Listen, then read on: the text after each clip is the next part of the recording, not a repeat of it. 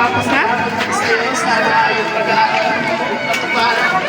Kahit alam naman ng tao na ay baon tayo sa utang pero tinupad ko pa rin yung pangarap mo. Sana yung pangarap namin ng dali mo, ito pa rin mo rin. Hindi naman para sa amin yung pag-aaral mo, para sa iyo rin.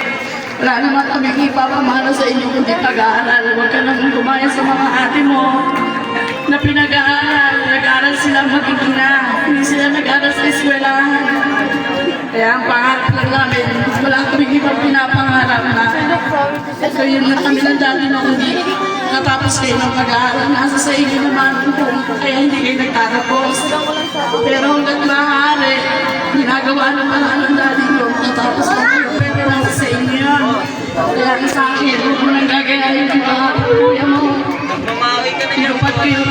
Tinupad namin ng pangarap mo na gusto ng dibo. Nagtataka kami, lalaki ka, bakit gusto mo ng dibo? May 21 pa!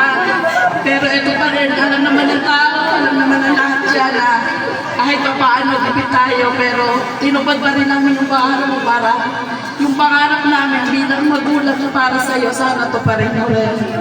At ako'y nagpapasalamat sa umating sa ngayong gabi sa araw ng aking anak.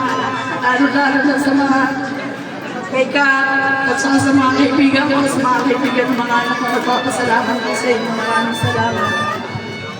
May happy birthday, sana ito pa rin ang pangarap namin sa iyo. Palakpakan naman tayo. Maraming salamat sa magandang mensahe ng kanyang magulang. Kaya sa lahat ng mga kabataan, mag-aaral muna.